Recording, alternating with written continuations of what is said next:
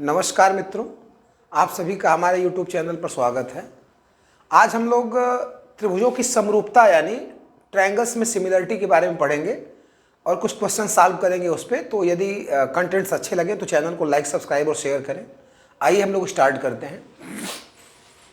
तो सबसे पहले जो है इसमें त्रिभुजों की समरूपता देखी जाए। सिमिलरिटी इन ट्रायंगल्स, त्रिभुजों की समरूपता या त्रिभुजों में समरूपता। तो त्रिभुजों में समरूपता देखी जाए या सिमिलरिटी इन ट्रायंगल्स, दो ट्रायंगल सिमिलर कब होते हैं देखा जाए। तो दो ट्रायंगल सिमिलर तब होते हैं, अब ध्यान से सुनिएगा, फिगर बना रहे हम, जब उनके संगत कोण समान हो और संगत भुजाएं आनुपातिक हो। दो त्रिभुज तब समरूप होते हैं, तब सिमिलर होते हैं जब उनके संगत कोण समान हो और संगत भुजाएं आनुपातिक हो। संगत मतलब करेस्पॉन्डिंग साइड्स प्रोपोर्शन में हो, अनुपात में हो, और संगत कोण उनके बराबर हो। जैसे आइए बता रहे हैं, दो त्रिभुज तब समरूप होते हैं जब उनके संगत कोण समान हो और संगत भुजाएं आनुपातिक हो। जैसे ए बी सी, ये डी ई एफ। समरूपता का मतलब पहले से दो चीजें होती है, एक सर्वांग समता, एक समरूपता। सर्वांग सम त्रिभुजों के जो होती है आकृति और आकार दोनों समान होते हैं। सर्वांग सम त्रिभुजों की आकृति और आकार दोनों समान होगा। समरूप त्रिभुजों में आकृतियां उनकी सेम होगी, आकार उनका अलग अलग होगा, शेप उनका सेम होगा, साइज उनका अलग अलग होगा। आकृतियां जो हो उनकी समान होंगी, आकार छोटा बड़ा होता है। तो समरूप त्रिभुजों में, तो समरूप त्रिभुज वे त्रिभुज कहलाते हैं जिनके संगत कोण समान हो और संगत भुजाएं आनुपातिक हो। इनको समरूप त्रिभुज कहेंगे हम लोग। जैसे ये त्रिभुज एबीसी और ये ट्रायंगल बन गया डीईएफ। तो यदि ये समरूप है देखिए, तो ये तभी हो पाएगा जब एंगल ए बराबर एंगल डी हो, यानी ये एंगल ए ये एंगल डी के बराबर हो जाए। एंगल बी जो हो गया, ये वाला एंगल बी जो हो गया वो एंगल ई के बराबर हो जाए, यानी ये वाला एंगल इसके बराबर हो जाए। और ये जो एंगल सी जो है डी ई एफ यहाँ है ना यहाँ पे, तो ये जो एंगल ई है वो एंगल एफ के बराबर हो जाए, यानी एंगल ई बराबर एंगल एफ। तो दो त्रिभुज तब समरूप होते हैं जब उनकी संगत भुजाएं आनुपातिक और संगत कोण समान हो। तो संगत कोण हमने समान कर दिया, और भुजाओं को प्रोपोर्शन में दिखाना है। जैसे A B upon D E, A B और डी की जो रेशियो है, A B upon D, A B और डी की जो रेशियो है वही रेशियो ए सी और डी एफ की होनी चाहिए, वही रेशियो ए सी और डी एफ की होनी चाहिए, और वही रेशियो बी सी और ई एफ की होनी चाहिए, वही रेशियो बी सी और ई एफ की होनी चाहिए। तब दो त्रिभुज समरूप होंगे। तो त्रिभुज क्या, कोई भी आकृति यदि समरूप है, चतुर्भुज भी समरूप है, तो उसकी भी यही कंडीशन होती है कि संगत कोण समान होंगे और संगत भुजाएं आनुपातिक होंगी। तो दो त्रिभुज तब समरूप होंगे, तब सिमिलर होंगे जब उनके संगत कोण समान हो और संगत भुजाएं आनुपातिक हो। यानी एंगल ए एंगल डी के बराबर हो, एंगल बी एंगल ई के बराबर हो, एंगल सी एंगल एफ के बराबर हो, और A B upon D, A B का डी से जो रेशियो है ए सी अपान डी एफ, वही ए सी अपान डी एफ का होगा, वही B C upon E F होगा। तो यहाँ देखिए तीनों के संगत कोण समान, और जो करेस्पॉन्डिंग साइड्स हैं, जो संगत भुजाएं हैं वो प्रोपोर्शन में होंगी। अर्थात ए बी और डी का जो रेशियो है वो वही होगा जो ए सी और डी एफ का होगा, और वही रेशियो बी सी और ई एफ का होना चाहिए। तो ये सिमिलरिटी इन ट्रायंगल्स में आ गए कि समरूप त्रिभुज तभी कहलाएंगे जब संगत भुजाएं आनुपातिक हो और संगत कोण समान हो। तो अब हम लोग समरूपता के प्रकार पढ़ेंगे, सिमिलरिटी के टाइप्स पढ़ेंगे कि कितने टाइप की सिमिलरिटी होती है। तो आइए देखा जाए, चार टाइप की सिमिलरिटी होती है। सिमिलरिटी के चार टाइप हैं, आप एक बार फिर से देखिए इसमें। तो यहाँ पे एक ट्रायंगल आपका ए बी सी है और दूसरा ट्रायंगल डी ई एफ है। तो सिमिलरिटी में सबसे पहले जो सिमिलरिटी होती है वो कोण कोण कोण समरूपता बोलते हैं इसको हम लोग। अभी इसमें हम लोग क्वेश्चन भी सॉल्व करेंगे, पहले आप ध्यान से देख लीजिए, क्योंकि बेसिक चीज़ें हैं, जब तक क्लियर नहीं होंगी सवाल आगे समझ में नहीं आएंगे। तो थोड़ा सा इसको देख लीजिए पहले, कोण कोण और ये कोण समरूपता।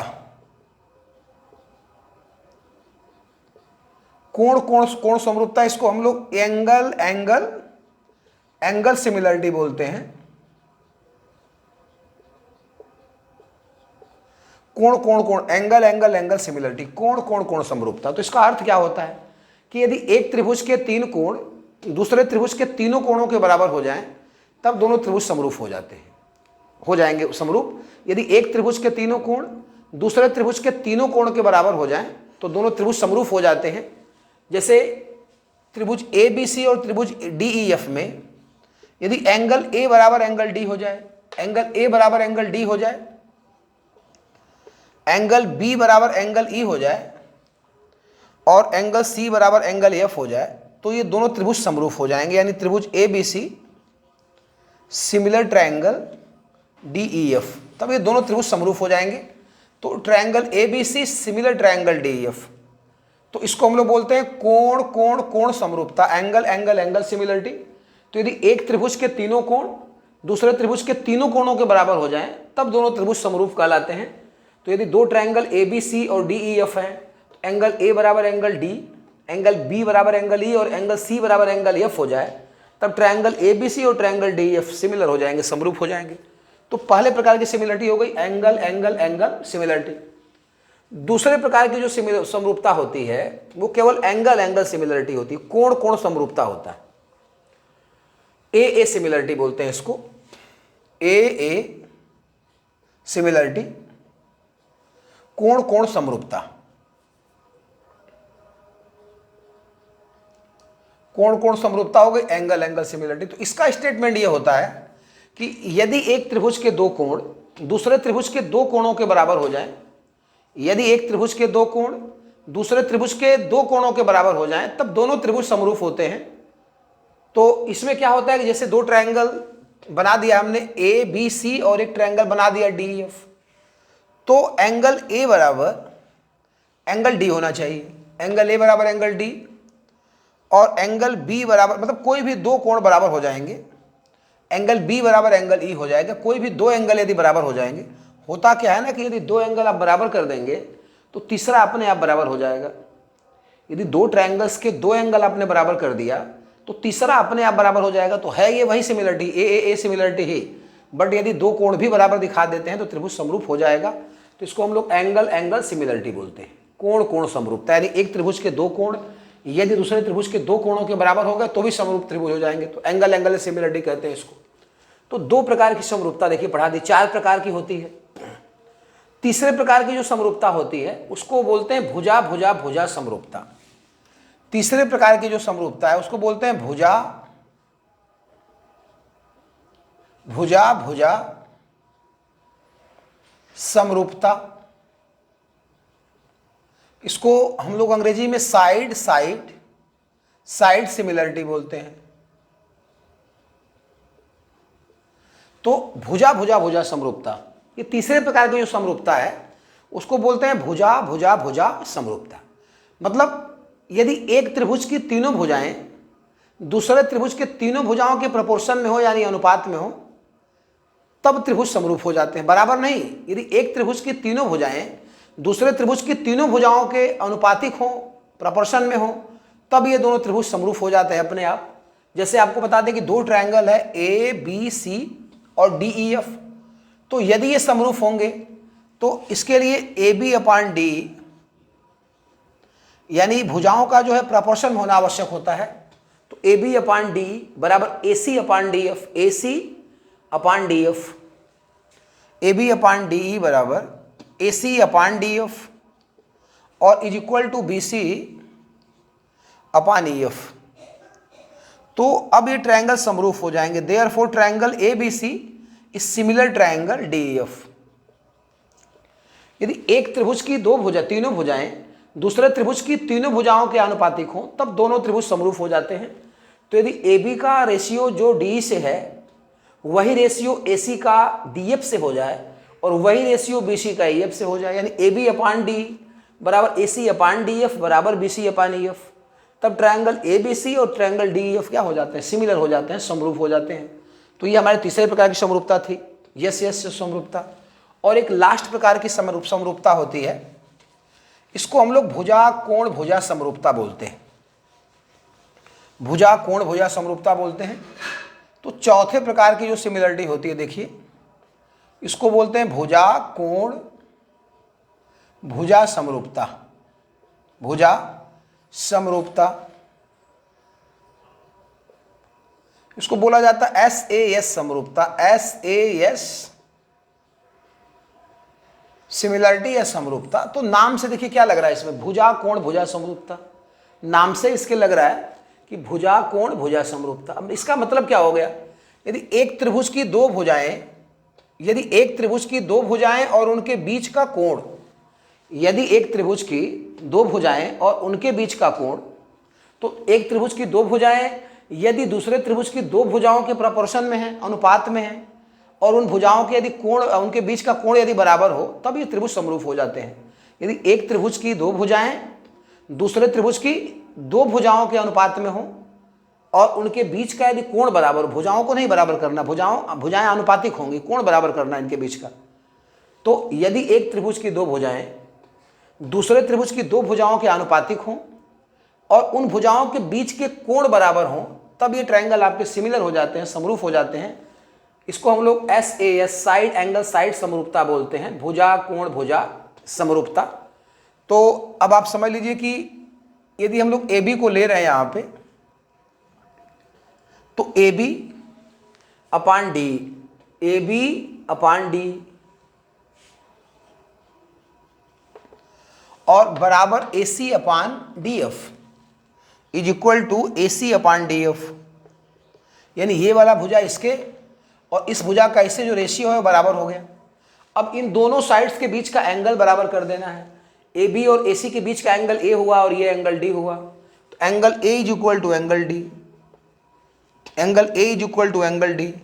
अब यदि ऐसे हो गया तब ट्रायंगल ABC जो है इस सिमिलर ट्रायंगल DEF, जो ट्रायंगल ABC है वो ट्रायंगल DEF के सिमिलर हो जाएगा। तो यदि एक त्रिभुज की दो भुजाएं ये और ये दूसरे त्रिभुज की दो भुजाओं के प्रोपोर्शन में है, अनुपात में है, और उन भुजाओं के बीच का कोण यदि बराबर है, तब दोनों त्रिभुज समरूप होते हैं। तो यदि AB का रेशियो D से जो था वही रेशियो AC का DF से हो जाए, यानी AB अपान D बराबर AC अपान DF, और दोनों के जो एंगल बीच के इक्वल हो, यानी angle A is equal to angle D हो जाए, तब दोनों त्रिभुज सिमिलर हो जाते हैं। Triangle ABC similar triangle DF। तो समरूपता के टाइप्स हो गए चार। SSS समरूपता, यदि तीनों कोण बराबर हो एक त्रिभुज के दूसरे त्रिभुज के तीनों कोणों के, तो सिमिलर ट्रायंगल्स हो जाएंगे। AA समरूपता, यदि एक त्रिभुज के दो कोण दूसरे त्रिभुज के दो कोणों के बराबर हों, तब दोनों ट्रायंगल सिमिलर हो जाते हैं, इसको कोण कोण समरूपता बोलते हैं। एक भुजा भुजा भुजा समरूपता है, यदि एक त्रिभुज की तीनों भुजाएं दूसरे त्रिभुज की तीनों भुजाओं के आनुपातिक हों, तब दोनों त्रिभुज समरूप हो जाते हैं, उसको साइड साइड साइड कांग्रुएंसी बोलते हैं। कांग्रुएंसी नहीं, सिमिलरिटी। कांग्रुएंसी मतलब तो सर्वांग समता हो जाएगी। और एक SAS समरूपता है, साइड एंगल साइड, यदि एक त्रिभुज की दो भुजाएं दूसरे त्रिभुज की दो भुजाओं के आनुपातिक हों और इन भुजाओं के बीच का कोण यदि बराबर होता है, तो दोनों त्रिभुज समरूप होते हैं, इसको हम SAS यानी साइड एंगल साइड समरूपता बोलते हैं। अब एक समरूप त्रिभुजों के क्षेत्रफलों के बारे में थोड़ा सा देख लिया जाए, फिर कुछ क्वेश्चन सॉल्व करेंगे हम लोग। तो समरूप त्रिभुजों का क्षेत्रफल क्या होता है, देखिए इसमें। तो दो समरूप त्रिभुजों का क्षेत्रफल के कई फार्मूले होते हैं। तो दो सिमिलर ट्रायंगल्स की जो एरिया है उसको थोड़ा ध्यान से देखिएगा। सबसे पहला पॉइंट जो होता है कि दो समरूप त्रिभुजों के क्षेत्रफल उनकी ऊंचाइयों के वर्गों के अनुपात में होते हैं। पहला जो पॉइंट हो गया इसमें कि दो समरूप त्रिभुजों के क्षेत्रफल उनकी संगत ऊंचाइयों के वर्गों के अनुपात में होते हैं। दो समरूप त्रिभुजों के क्षेत्रफल उनकी संगत ऊंचाइयों के वर्गों के अनुपात में होते हैं। समरूपता में इतना ही पढ़ना, इससे ज़्यादा समरूपता में कुछ नहीं है। दो समरूप त्रिभुजों के जो क्षेत्रफलों का अनुपात है उनकी ऊंचाइयों के वर्गों के अनुपात में होता है। यानी हम लोग कह दें कि एरिया ट्रायंगल, हाइट मतलब मान लीजिए कि ये एल्टीट्यूड है, हाइट खींच दिया हमने इसकी, ये मान लीजिए D हो गया, D तो है यहाँ पे L, AL और ये DM, मान लीजिए हाइट हो गया, मान लीजिए इसको हमने H1 लिख लिया और इसको हमने H2 लिख लिया। तो area triangle ABC upon area triangle DEF, area triangle ABC upon area triangle DEF, दो समरूप त्रिभुजों के जो क्षेत्रफलों का अनुपात है वो संगत ऊंचाइयों के वर्गों के अनुपात में होता है। संगत ऊंचाइयों के वर्गों का अनुपात मतलब H1 square upon h2 square संगत ऊंचाइयों के वर्गों के अनुपात में होता है। तो पहला पॉइंट समझ में आ गया होगा। अब दूसरा जो पॉइंट होता है इसमें कि दो समरूप त्रिभुजों के क्षेत्रफलों का अनुपात संगत भुजाओं के वर्गों के अनुपात में होता है। संगत भुजाओं के वर्गों के अनुपात में होता है, वर्गों के अनुपात में होता है। दो समरूप त्रिभुजों का क्षेत्रफल संगत भुजाओं के वर्गों के अनुपात में होता है। यानी आपसे कहा जाए कि area triangle ABC upon area triangle DEF बराबर AB का स्क्वायर, ये साइड है देखिए, AB का स्क्वायर अपान D का स्क्वायर। अब तीनों में से कोई भी भुजा लिया जा सकता है बराबर, यदि ये आपका अवेलेबल है तो AC स्क्वायर और इसकी करस्पॉन्डिंग साइड है DF, तो AC square upon DF square. और यदि ये अवेलेबल है BC square, BC square available है तो BC square upon EF square. तो ये दो समरूप त्रिभुजों का क्षेत्रफल उनकी संगत भुजाओं के वर्गों के अनुपात में होता है। तो area triangle ABC upon area triangle DEF, area triangle DEF बराबर, यदि ये भुजाएं दोनों अवेलेबल हैं तो AB square upon DE square. यदि ये भुजाएं दी हैं तो AC square upon DF square. यदि ये भुजाएं दी हैं तो BC square upon EF square. तो दो समरूप त्रिभुजों का क्षेत्रफल उनके संगत भुजाओं के वर्गों के अनुपात में होता है। थर्ड वाला देखा जाए तो दो समरूप त्रिभुजों का क्षेत्रफल उनकी संगत माध्यिकाओं के वर्गों के अनुपात में होता है, मेडियंस के वर्गों के अनुपात में होता है। माध्यिका को बता दें आपको कि वर्टेक्स से शीर्ष से सामने वाली भुजा के मध्य बिंदु को मिलाने वाली रेखा माध्यिका कहलाती। ये लंब हो भी सकती है और नहीं भी होगी, तो शीर्ष से सामने वाली भुजा के मध्य बिंदु को मिलाने वाली रेखा माध्यिका कहलाती है। यदि माध्यिका को हम लोग M1 लिख लें, मेडियन M1, और ये M2 हो जाए, तो थर्ड फार्मूला इसका होता है area triangle ABC upon area triangle DEF। Area triangle ABC upon area triangle DEF बराबर संगत माध्यिकाओं के वर्गों के अनुपात में होता है। M1 का स्क्वायर अपान M2 का स्क्वायर, M फॉर मेडियन। तो एक तो ये भी हो गया कि समरूप त्रिभुजों का क्षेत्रफल संगत माध्यिकाओं के वर्गों के अनुपात में होता है। और चौथा फार्मूला इसका होता है कि समरूप त्रिभुजों का क्षेत्रफल संगत परिमापों के वर्गों के अनुपात में होता है। दो समरूप त्रिभुजों का क्षेत्रफल उनके संगत परिमापों के वर्गों के अनुपात में होता है। जैसे परिमाप का मतलब AB, इसका परिमाप पेरीमीटर क्या होगा, perimeter AB plus BC plus CA, और इसका पेरीमीटर होगा DE plus EF plus DF। तो यदि चौथे रूल में हम लोग आ जाएं तो इसका मतलब हो गया area triangle ABC upon area triangle DEF बराबर P1 का स्क्वायर अपान P2 का स्क्वायर। जहां P1 की वैल्यू देखेंगे, यदि P1 की वैल्यू निकालें तो P1 पेरीमीटर है पहले ट्रायंगल का, तो ये हो जाएगा AB plus BC plus CA। और P2 निकालें तो ये इसका पेरीमीटर हो जाएगा DE plus EF plus DF का square, DE plus EF plus DF का स्क्वायर। तो एक बार समराइज कर दें इसको 2 मिनट के अंदर कि समरूप त्रिभुजों का जो क्षेत्रफल होता है वो संगत ऊंचाइयों के वर्गों के अनुपात में है। समरूप त्रिभुजों का क्षेत्रफल संगत भुजाओं के वर्गों के अनुपात में है। समरूप त्रिभुजों के क्षेत्रफलों का अनुपात संगत माध्यिकाओं के वर्गों के अनुपात में होता है। और समरूप त्रिभुजों के क्षेत्रफलों का जो अनुपात है वो संगत परिमापों के वर्गों के अनुपात में होता है। तो ये सिमिलर ट्रायंगल्स के बारे में जानकारी हो गई कुछ। अब हम लोग इस पर कुछ क्वेश्चन सॉल्व करेंगे आज। तो आइए स्टार्ट करते हैं क्वेश्चन। तो देखिए इस पे ये सारे क्वेश्चन एसएससी के किसी न किसी एग्जाम में पूछे हुए हैं, तो आप इनको ध्यान से देखिए।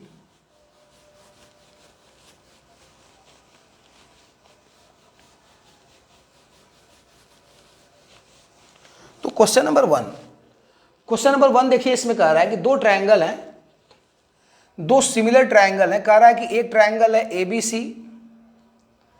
ABC और जो दूसरा ट्रायंगल है वो यहां पे दे रखा है DE और F। ये दो ट्रायंगल है, सिमिलर ट्रायंगल है ABC और DF। और पहले की एरिया 54 सेंटीमीटर स्क्वायर है, इसकी जो एरिया है वो 54 सेंटीमीटर स्क्वायर है। इसकी एरिया पूछा जा रहा है, DEF की एरिया निकालनी है आपको। और BC की जो दी है लेंथ, BC की लंबाई दी है 3 सेंटीमीटर और EF की लंबाई दिया है 4 सेंटीमीटर। BC की लंबाई 3 सेंटीमीटर और EF की लंबाई 4 सेंटीमीटर। ऑप्शन है 66 वर्ग सेंटीमीटर, 78 वर्ग सेंटीमीटर। ऑप्शन है 66 centimetre square, 78 centimetre square, 96 centimetre square और 54 सेंटीमीटर स्क्वायर, ये इसका ऑप्शन है। तो प्रश्न को फिर से एक बार समझिए, क्या कह रहा है कि दो सिमिलर ट्रायंगल हैं। एक बहुत बेसिक क्वेश्चन है, बाद में आगे क्वेश्चन किए जाएंगे। आज का मतलब यही था कि किसी प्रकार सिमिलरिटी समझा दी जाए आपको कि सिमिलरिटी होती क्या है, ताकि आगे क्वेश्चन सॉल्व करने में आसानी होगी। फिर तो दो ट्रायंगल है सिमिलर, एक ABC नाम है इसका और इसका नाम है DEF। इसकी एक भुजा BC दी है 3 सेंटीमीटर स्क्वायर और इसका EF दिया हुआ है 4 सेंटीमीटर स्क्वायर, ये दिया हुआ है। इसकी एरिया 54 सेंटीमीटर स्क्वायर है, इसकी एरिया कैलकुलेट करनी है। तो आपको पता है कि जो समरूप त्रिभुजों का क्षेत्रफल होता है, जो समरूप त्रिभुजों के क्षेत्रफलों का रेशियो होता है, अनुपात होता है, वो संगत भुजाओं के वर्गों के अनुपात में होता है। अब आप समझ लीजिए कि area triangle ABC upon area triangle DEF, area triangle ABC upon area triangle DEF। अब ये भुजा अवेलेबल है BC और EF, तो आप लिखेंगे BC का स्क्वायर अपॉन EF का स्क्वायर, संगत भुजाओं के वर्गों के अनुपात में होता है। जो समरूप त्रिभुजों का क्षेत्रफल है वो संगत भुजाओं के वर्गों के अनुपात में होता है। तो एरिया ट्रायंगल ABC 54 दिया हुआ है 54, और एरिया ट्रायंगल DEF इसको हम लोग x मान लेते हैं, नहीं दिया हुआ है। BC स्क्वायर करेंगे तो 3 का स्क्वायर और EF स्क्वायर करेंगे तो 4 का स्क्वायर। तो ये देखिए 54 अपॉन x, 3 3 जा 9 और 4 4 जा 16, तो 9 से ये कट जाएगा, 9 छके 54। अब यहाँ पे 1 हो गया तो x को भेज देंगे इधर, तो x और 16 छक्का 96 96, तो 96 सेंटीमीटर स्क्वायर। यानी इसको यदि हम लोग इसकी एरिया x मान लें तो ये x की वैल्यू 96 सेंटीमीटर स्क्वायर हो जाएगी। यानी इसका थर्ड ऑप्शन सही है। तो एक सिंपल सा प्रश्न था ये कि समरूप त्रिभुजों का क्षेत्रफल संगत भुजाओं के वर्गों के अनुपात में था। तो साइड इसकी दी हुई है, एरिया एक ट्रायंगल की दी है, सेकेंड वाइड ट्रायंगल की निकल गई। तो ये क्वेश्चन था हमारा। अब सेकेंड क्वेश्चन को देखा जाए, सेकेंड क्वेश्चन क्या कह रहा है इसमें। क्वेश्चन नंबर 2 देखा जाए तो क्वेश्चन नंबर 2 में देखिए दो ट्रायंगल हैं, एक ABC और एक DEF। क्वेश्चन नंबर 2 में दो ट्रायंगल हैं। एक ट्रायंगल देखिए दे रहा है ABC और एक ट्रायंगल दे रहा है DEF। एक ट्रायंगल ABC दे रहा है और एक ट्रायंगल DEF दे रहा है, और दोनों की एरिया दी हुई है 360 और 250। इसकी एरिया दिया हुआ है 360 सेंटीमीटर स्क्वायर और इसकी एरिया दिया है 250 सेंटीमीटर स्क्वायर, ये एरिया दी हुई है। और इसकी एक साइड AB दिया हुआ है 8 सेंटीमीटर, ये जो साइड AB है वो 8 सेंटीमीटर है। और D की वैल्यू पूछ रहा है, D हमने x मान लिया, D की वैल्यू पूछ रहा है तो D हमने x मान लिया। अब वही फिर इसमें देखिए area triangle ABC upon area triangle DEF, समरूप त्रिभुजों के जो क्षेत्रफलों का अनुपात है वो संगत भुजाओं के वर्गों के अनुपात में होगा। समरूप त्रिभुजों के क्षेत्रफलों का अनुपात संगत भुजाओं के वर्गों के अनुपात में होगा, यानी AB square upon DE square. तो यहां से हमें DE की वैल्यू निकालनी है, 360 अपॉन DEF की वैल्यू 250 दिया हुआ है। AB की वैल्यू 8 का स्क्वायर, DE की वैल्यू हमने x मान लिया तो x का स्क्वायर पूछ रहा है। देखिए 2 जीरो से कट गया ये। यदि हम लोग x स्क्वायर की वैल्यू निकालें तो x स्क्वायर इधर चला जाएगा, तो x स्क्वायर यदि इधर चला गया, या देखिए यहाँ पे जो आया 36 अपॉन 25 और ये 8 का स्क्वायर 64 अपॉन x। यदि दोनों पक्षों का हम लोग स्क्वायर रूट ले लें, वर्गमूल बोलते हैं, यदि हम दोनों साइड का स्क्वायर रूट ले लेते हैं तो 36 का स्क्वायर रूट 6, 25 का स्क्वायर रूट 5, 64 का स्क्वायर रूट 8 और यहाँ पे x स्क्वायर है तो x स्क्वायर का स्क्वायर रूट x हो जाएगा। अब क्रॉस मल्टीप्लाई कर दें तो 6x इज इक्वल टू 5 8 जा 40, तो x की वैल्यू हो गई 40/6, 2 से काट दें तो 20 बार में ये कटेगा, 3 बार में ये कटेगा, 20/3। ऑप्शन लिखा नहीं हमने, तो आप समझ जाइए 6 सही 2/3, तो 6 सही 2/3 सेंटीमीटर x की वैल्यू हो जाएगी, यानी d की वैल्यू 6 सही 2/3 सेंटीमीटर हो जाएगी। ये हो गया इसमें। तो ये क्वेश्चन था इसमें कि दो ट्रायंगल्स की एरिया दी हुई थी, एक साइड दी हुई थी, दूसरी साइड निकालनी थी, d की वैल्यू निकालनी थी। तो हमने लिख लिया कि area triangle ABC upon area triangle DEF बराबर AB square upon D square. तो ABC की एरिया 360 और DEF की एरिया 250 और AB का स्क्वायर 8 का स्क्वायर, D का स्क्वायर x का स्क्वायर। 0 से 0 कट गया, बचा इतना। दोनों पक्षों का, दोनों साइड्स का स्क्वायर रूट ले लिया हमने, तो 36 का स्क्वायर रूट 6, 25 का 5, 64 का 8 और x स्क्वायर का x। क्रॉस मल्टीप्लाई कर देंगे, 6x बराबर 8 5 जा 40, x की वैल्यू 40/6, 20/3 यानी 6 सही 2/3 सेंटीमीटर। और एक लास्ट क्वेश्चन देखते हैं हम लोग। तो थर्ड क्वेश्चन है आज का, तीसरा क्वेश्चन देखा जाए।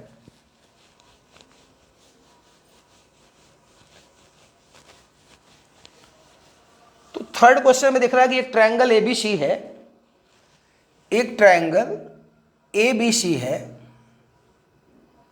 इसको हमने खींचा, देखिए एक ट्रायंगल ABC है। अब कह रहा है कि AB पर एक बिंदु D है और BC पर एक बिंदु E लिया हुआ है।